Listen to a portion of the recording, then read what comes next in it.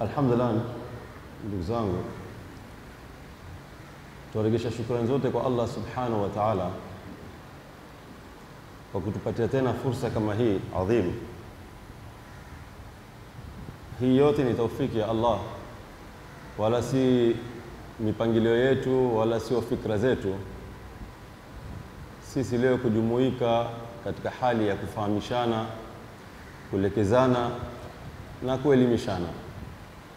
Na shukrani zaidi nazipeleka kwa dada zetu akhwatul khair.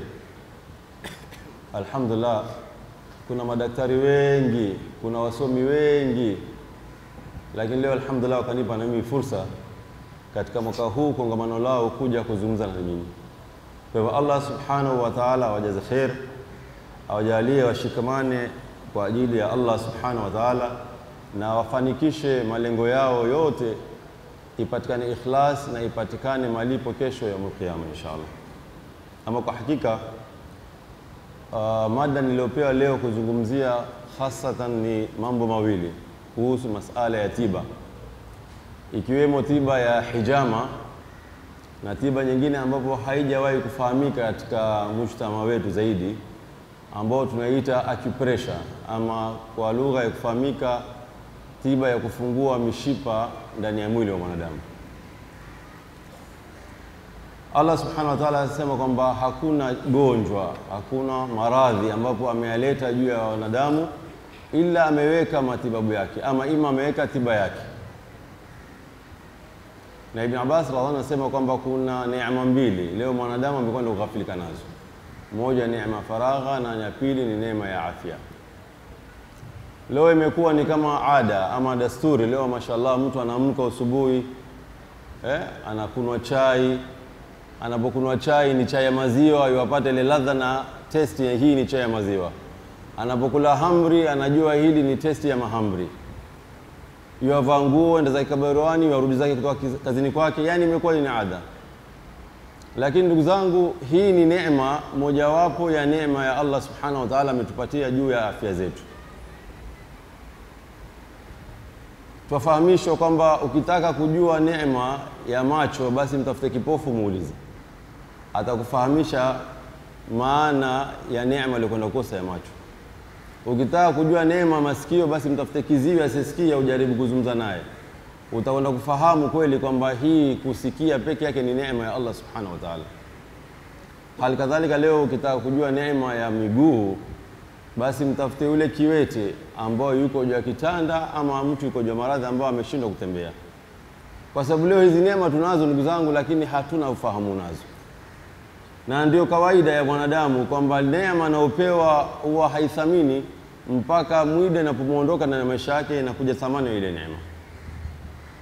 Kwa hivyo kabla sijapoteza wakati, masala ya hijama, alhamdulillah, nafikiri miaka mitano ya nyuma mashallah imeanza kidogo kufahamika ndani ya mji wetu wa Mombasa. Lakini ufahamu wake pia haujapatikana kikamilifu. Leo tutasema hapa ni wangapi ambao washawefanya hijama, basi labda tutapata ni kama asilimia, pengine sina hakika, labda 35 ama 40 peke yake. Wanakuja mashekh mashallah wakubwa. Leo tulikuwa tuna shekh mmoja pale katika mkahawa, mimi na Sheikh Yusuf. Lakini ukimuuliza kwamba mimi sijawahi kufanya kitendo cha hijama, yani inafahamika, lakini undani wake, faida zake, vipi nataka niwepo, ndo watu hawajapata ufahamu zaidi. Kwa hivyo tukianza na masala ya hijama, kwamba hijama asili yake haswa ni nini? Kwa sababu leo watu wanafikiria kwamba hizi ni tiba za Kichina, ni tiba za wazungu wanazozifanya, lakini asili ya hijama ndugu zangu, katika tarehe kisa cha Isra al-Miraj, bwana Mtume Muhammad sallam alipochukuliwa na akapazwa, alikwenda kupewa tunu ya zawadi mbili, mojawapo ikiwemo ni swala, kwa ajili ya kumtayarisha huyu mwanadamu kukabiliana na matatizo yake kamilifu. Kwamba leo tunaambiwa kwamba jambo lolote linalopokupata, shida ya aina yoyote, jambo la kwanza kabisa shika udhu, swali raka 2 mlekee Mola wako kabla hujakimbilia zile asbabu. Kwanza mlekee Mola wako umuombe kwamba hiyo swala ni mawasiliano baina mja na Mola wake. Leo tabaan ukimtaka mtu amtaka mume wake, amtaka ndugu yake, ufahamu wa rais akimtaka atampigia simu, ama sivyo? Kwa hivyo hii swala tumewekewa kwamba ni mawasiliano baina sisi na Mola wetu. Hali kadhalika jambo la pili Bwana Mtume sallam alipewa ni hijama, kwamba namna gani atakwenda kujitibu yeye pamoja na watakomfuata yeye ambao ni sisi umati wake kutokamana na maradhi tofauti tofauti. Ndo Anas ibn Malik asema kwamba Mtume sallam asema hakupita uwingu hata mmoja ila malaika walimsisitiza kwamba Muhammad, shikamana na hijama na wahimize umma wako washikamane na tiba ya hijama. Kwamba hii ilikokotezwa kuanzia wakati wa Bwana Mtume Muhammad sallallahu alaihi wasallam. Hal kadhalika Jabir asema kwamba kuna shifa ndani ya mambo matatu. Jabir radhiallahu anhu asema kuna shifa ndani ya mambo matatu.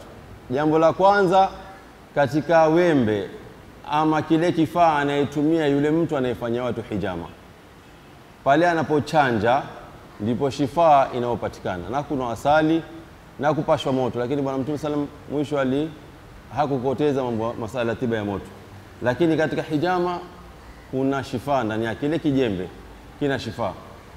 Na hali kadhalika Bwana Mtume Muhammad sallam asema yeyote anayefanya hijama kwamba ana hakika maradhi takriban 72 Allah subhanahu wa ta'ala kwa uwezo wake yanakuwa ni yenye kusahilishika.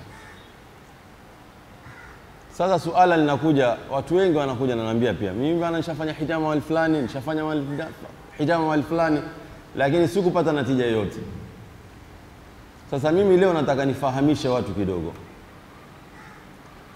kwamba leo mtu anapokwenda hospitali, daktari akampatia dozi ya antibiotics ile, akamwambia natumia wiki moja nzima, usikose hata siku moja kutumia hata tembe moja. Ukikosa tu basi itabidi uje tena ni kuanzishe dozi kamili.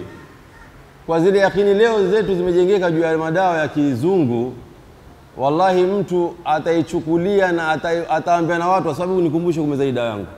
Ama usikisha hizo bwana, nikisahau nikumbushe. Wengine wakaenda kazini, zile tembe uzitukua wakazitia mfukoni. Maana wajua mimi nikisahau tembe moja itafanya nini? Itabidi nianze tena square one kule. Kwa hivyo leo mtu akija na maradhi akwambia, kwanza la kuuliza, mimi nikifanya hijama itabidi kila mara nifanye?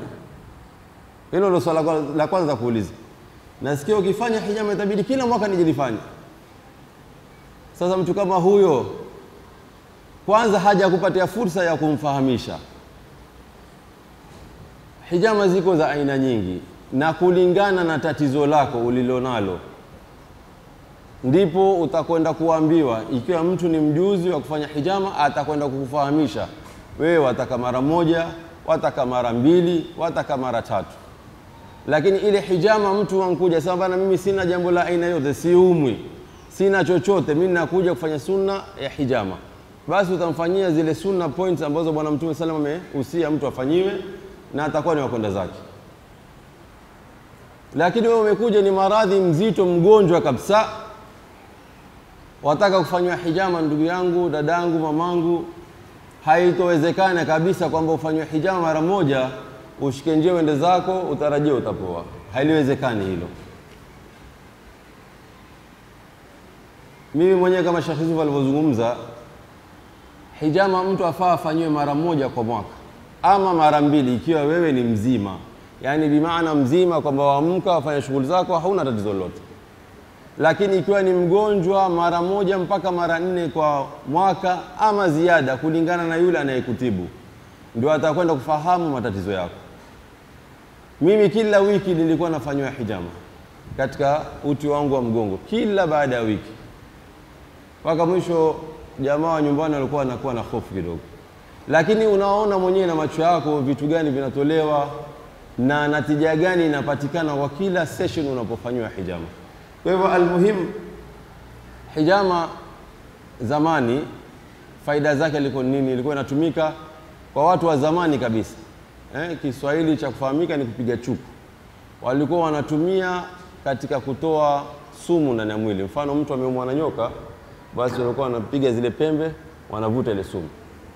Ama kuna donda sugu, mfano jipu, ndani lina usaha, lina uchafu, badala kukamua walikuwa wanaweka zile pembe, wanavuta ile sumu ndani. Wanatoa.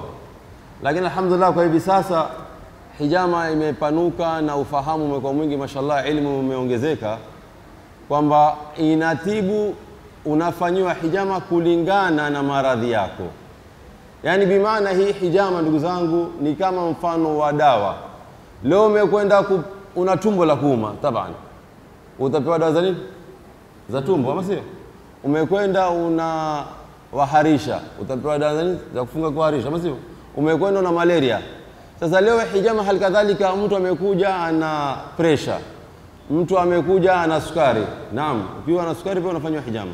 Leo mtu anakuja na kisukari, mtu amekuja hapati kizazi, mtu leo amekuja miguu ina ganzi ama ameparalyze, mfano kama huo, ama mtu amekuja na kichwa kisichopoa, mtu anakuja amefanywa sihri kama Bwana Mtume sallam, ama ana hasad ndani ya mwili wake.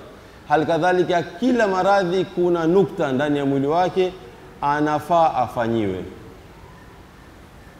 Kwa hivyo hii hijama vile vile ndugu zangu tunajifundisha kwamba kuna dozi zake. Si unakuja wachanjwa mara mbili, mimi mtu atakwambia mimi nilikuwa glasi 6, nilikuwa na mali fulani kaikuwa 4, sikusikia uzuri. Hijama kila mahali katika mwili wa mwanadamu kuna nukta zake na kuna mahali pake pa kufanyiwa. Na ikipatikana utaratibu wake kwa uwezo wa Mwenyezi Mungu na maneno ya Bwana Mtume Muhammad sallam, ndugu zangu, maneno ya Bwana Mtume sallam, ndugu zangu, hayaanguke wala hayana urongo ama hayana shaka ndani yake. Sawa? Kwamba asema yoyote atakayefanya hijama katika zile siku za sunna ambazo katika Islamic calendar tarehe 17, 19 na 21, katika hizi siku tatu, si kwamba huwezi kufanya siku zingine, la. Amependekeza siku ya Jumatano isifanywe, maana yake ni makruh, lakini siku yoyote kulingana na ugonjwa wako unaweza kufanyiwa. Lakini zile siku ambazo alizokokoteza yeye mwenyewe, siku za sunna tarehe 17, 19 na 21, asema yoyote atakayefanya hijama siku hizi, basi Allah subhanahu wa ta'ala yuko katika himaya yake na atapoa, inaponesha maradhi zaidi ya 72. Maradhi zaidi ya 72. Jambo la muhimu ndugu zangu, sisi tuwe na imani. Wajua kila kitu inategemea imani yako. Ikiwa umeamini na unatekeleza na moyo wako wote, utaona natija yake. Lakini ikiwa hakuna imani ndugu zangu, wasema mimi nafanya kwa ajili nimesikia tu, na ushaambiwa leo uje mara ya kwanza, mara ya pili wasema mimi sitaki tena kuja, haitapatikana natija yake dada zangu. Sasa hijama ndugu zangu, katika hizi siku ambazo zimependekezwa, yoyote atakayefanya atakwenda kupata yani natija yake. Kwa akina mama wanafanyiwa na akina mama wenzao, kuna pointi za nyuma ya mgongo, kuna pointi za miguuni, kuna pointi za mbele kwa kifua, katika tumbo, katika mabega, kila sehemu ina faida yake. Kama kuna zile pointi za sunna, Bwana Mtume sallam alikuwa na kichwa cha muuma. Ndani ya kichwa kuna point karibu sehemu 4 ama 5 za kufanyiwa juu ya kichwa. Lakini mtu anakuja akwambia bwana mimi naumwa na kichwa na kile kikombe huwezi kukiweka paka tu fanya nini? Nyoyo para, sio?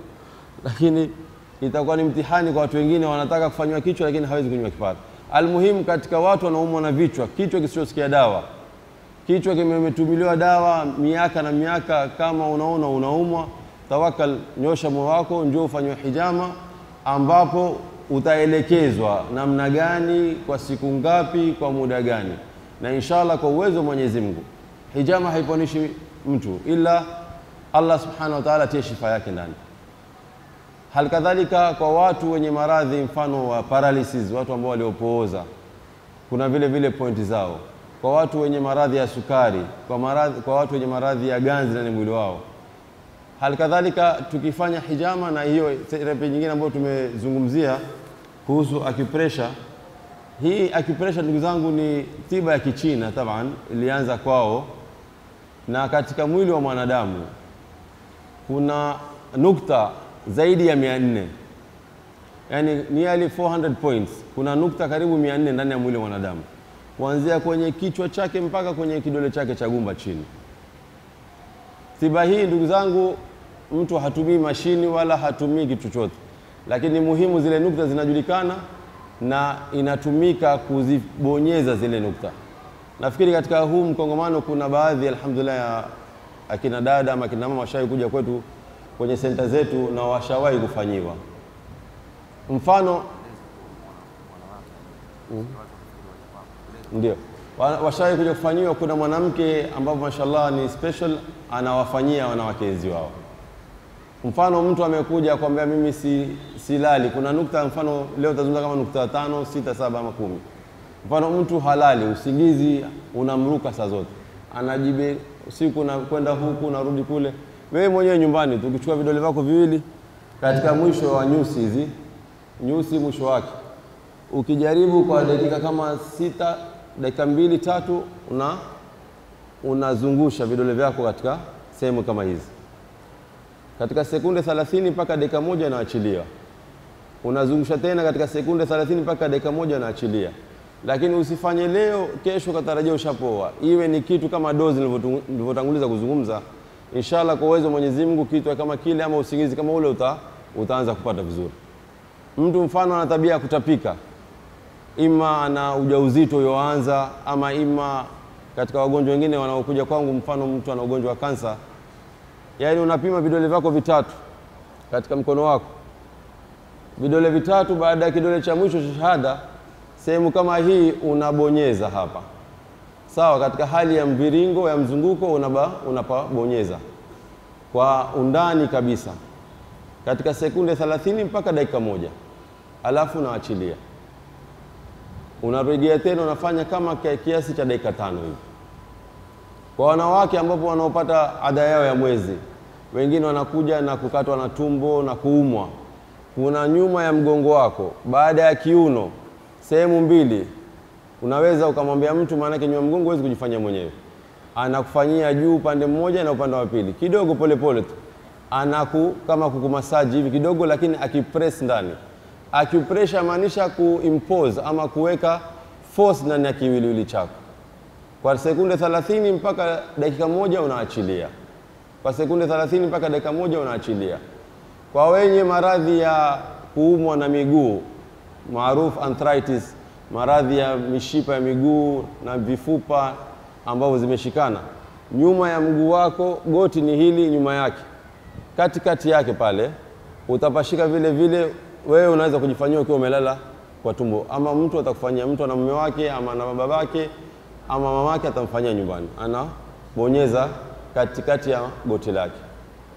Kwa wanaume ambao wana tabia ya kuvuta sigara, mfano mtu ana hamu ya kuachia sigara, kuna wanaume hapa, lakini juu ya mashikio yao katika hizi nyama za mashikio anabonyeza vile vile.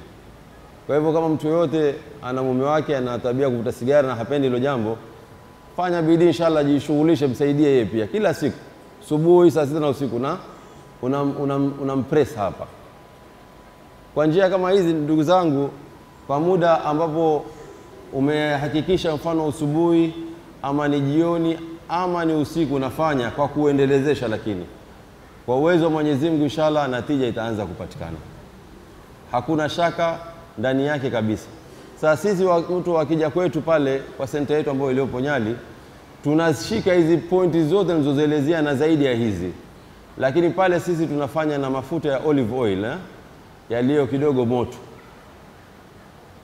Kusema la haki ni tiba ambapo kidogo inatakana subra.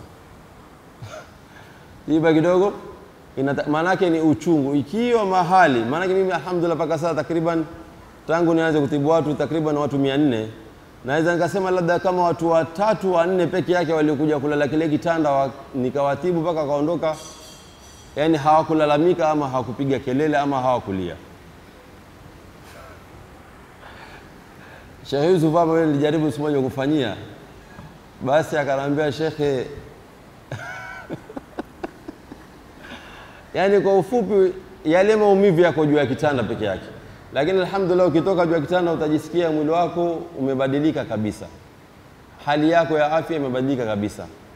Bwana Mtume sallam, ndugu zangu, alikwenda kutufahamisha. Zamani ilikuwa hakuna antibiotic, hakuna madawa ya malaria, ni madawa ya kiasili ambayo tuko nayo kila siku. Lakini sisi leo ndugu zangu, thamani na yakini juu ya zile dawa zimekwenda kukosekana.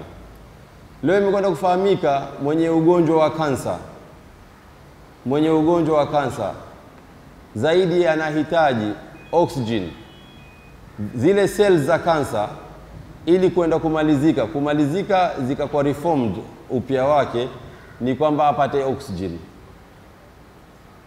Na oxygen inapatikana kutoka katika mazoezi. Ukifanya mazoezi, ukifanya exercise, mfano hata kina mama, usubuhi mtu akatoka na mume wake, akatoka na babake, akatoka na mtu mahrim yake, wakaenda wakatembea tu kwa nusu saa mpaka 1 hour, exercise tosha peke yake. Ile oxygen ikipatikana, ndugu zangu, imethibitika na madaktari wakubwa kwamba inamaliza virusi vya kansa. Vile vile mgonjwa wa kansa anahitaji nitric oxide. Nitric oxide, dada zangu, inapatikana katika vyakula hivi tunavyovila, maboga na fruits ambazo hazikupikwa, kama salad mfano, upate ule kwa wingi, inakupatia madini kama hayo. Vile vile katika virusi vya kansa imekwenda kufahamika kwamba mtu ile njaa ile inamaliza vile virusi. Kwa hivyo tiba yake nini? Ni mtu kuamua kufunga saumu. Kwa hivyo haya mambo matatu lao, unajua sisi tushazoea kusikia, na tukishasikia mashallah, kama mfano messages zinakuja tunazifua tu khalas, lakini mtu leo hatii yakini kwamba leo nitajaribu kuyatekeleza. Mfano na mtu mgonjwa, jaribu ya kumtekelezea.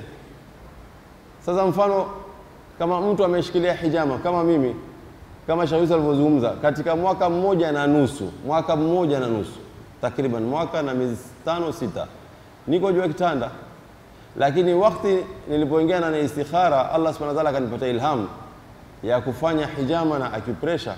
Katika miezi 6 kwa uwezo wa Mwenyezi Mungu niliinuka nikaanza kutembea, lakini ilinibidi mimi nifanye maamuzi ya hakika. Kama nilivyofahamisha, nilifanya maamuzi ya hakika, kwa sababu tiba yote ndugu zangu, ukitaka upate ile natija yake ni uipate kuifuatiliza na uwe serious, kama vile tunavyopewa madawa hospitali ambao wanatuletea sumu ndani ya miili yetu. Leo mimi alhamdulillah kwa uwezo wa Mwenyezi Mungu natibu madaktari mpaka wa Aga Khan wanakuja. Kuna daktari mmoja mashallah, msichana alikuja, uso wake kidogo una majipu, asema mimi daktari miaka 15, mimi niko mbele ya dermatologist, wale madaktari specialist wa ngozi, basi mimi nasoma, yeye ni medical doctor tu wa general, yuko hapa Aga Khan, lakini nasema mimi leo niko mbele ya daktari wa ngozi specialist. Kwa sababu gani? Kwa sababu hii hali yangu imeniathiri miaka 15. Nimejaribu dawa zote lakini hazikunisaidia. Sasa kabla hujanitibu ama hujanielekeza mahali pa kupewa matibabu ya kisawasawa, je, wewe una yakini juu ya hayo unayofanya? Aniulize. Kwa sababu sasa mimi ni daktari lakini sina imani ya ile ninayofanya, wazi naambia. Kwa sababu nimetumia dawa lakini hazikunisaidia. Na sisemi kwamba dawa za hospitali, nataka tuelewane hapa. Sitaki kesho mtu aseme Dr. Zubair asema tusitumie tena dawa za hospitali. La, nasema kulingana na kauli yake. Asa mimi leo natibu watu lakini hazijanisaidia hizi dawa. Alhamdulillah kwa uwezo Mwenyezi Mungu amekuja session 3 za therapy za acupressure pamoja na hijama. Sasa kila baada ya wiki 2 anampigia yule msichana wa hijama, yafanya appointment, anakuja kufanywa. Asema faida ya kwanza nimekwenda kulala usingizi wangu ambapo nimepoteza kwa miaka mingi. Jambo la pili, haya majipu unavyoyaona kwanza yalikuwa yakitumbuka kila wiki, hivi sasa yamekauka kabisa, hayatoki majipu mapya, na yale yaliyokuweko yanaendelea kupata natija ya kukauka. Hiyo tumeiona kabisa. Tumeletewa mgonjwa sisi kutoka maeneo ya Zanzibar, miaka 8, yani amebebwa kama mtoto mchanga hivi, mtoto mdogo. Katika miaka 8 amezunguka, amekwenda Spain, amekwenda India, amekwenda India mara 2, amekwenda Italy. Alhamdulillah ametibiwa mpaka mwisho, amemwambia bwana, wewe subiri siku zako za kufa peke yake. Watu wake, mume wake asema sijamwambia, lakini ameniambia huyu mke wangu baada ya miezi 3 Mwezi wa 3 ni yule alikuja naye kwangu, asema aambiwa asubiri afe, maana yake hakuna tena dawa. Mgongo wake imemea nyama kubwa, subhanallah. Yani hawezi kusimama, hawezi kutembea. Amekuja kwetu kwa uwezo wa Mwenyezi Mungu, alhamdulillah, ameketi wiki zake 2. Pale tuna sehemu tunalalisha watu pia, alhamdulillah. Ameketi wiki zake 2. Basi jambo la kwanza, alikuwa kila siku akidungwa sindano ya diclofenac katika mguu wake. Asema mpaka sasa tangu niugue na sindano zaidi ya 360 nimedungwa. Kwa hivyo natija ya kwanza aliyopata zile sindano akawa hadungwi tena katika zile wiki 2 alikuwa tena sisi pale. Faida ya pili aliyopata, alikuwa na kikohozi usiku kucha halali. Subhanallah, yani ni maneno ya kushangaza. Baada ya wiki anafika kama siku 11 12 anafanywa acupressure kila siku. Tulimfanyia hijama mara moja tu alipokwenda zake. Maana alikuwa yuko weak sana. Katika siku ya 11 katika kukohoa kwake, basi alitoa pande la nyama kama hili. Nyama kutoka na ndio kikohozi kumalizika kabisa. Ametoka kwenye senta yetu, tumemwanzisha kumshikilia, hajaanza kutembea. Lakini tumeanza kumshikilia mmoja huku na mmoja huku, anatembea na miguu yake ikiwa na usaidizi. Mume wake amekuja analia, sema mimi umri wangu tangu nimuoe, maana yake maradhi yamemwanza, subhanallah. Katika usiku wa ndoa wameenda honeymoon, msichana mguu umeanza kumuma vile vile, ganzi. Amerudi nyumbani na nyumba yake, hakulala. Akipelekwa hospitali, akipimwa ambaye una cancer stage 1. Kwenda zake India kuangaliwa ambaye una cancer stage 4.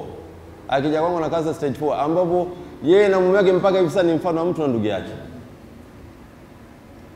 Wanakuja na wengine tena. Tumepata mzee mwingine pale sehemu za Nyali mwenye factory ile ya mtambo unga sabuni ya panga. Mimi nilipokwenda kwake nimempata watoto wake wote wako na nyumba, anaandikisha will, amelala ICU zaidi ya miezi 4.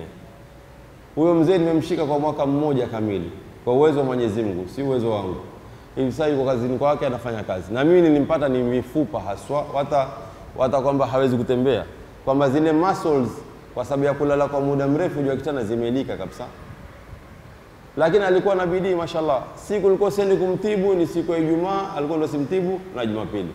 Lakini siku zote mashallah alikuwa anapata tiba. Na kila baada ya wiki 2 nampima damu yake, naangalia HB yake, tunamfanyia hijama. Mashallah, kwa uwezo wa Mwenyezi Mungu amepata faida. Kwa hivyo leo hii hijama, hii sunna ya Bwana Mtume Muhammad sallallahu alaihi wasallam, wasiokuwa Waislamu wamekwenda kufahamu na wamekwenda kuelewa. Kaja mwingine, nani huyo maarufu, nafikiri mnafahamu, Sonko. Yeye asema nilikuwa na dhiki ya kwenda kufanya operation, alianguka katika mikutano akaumia kiuno.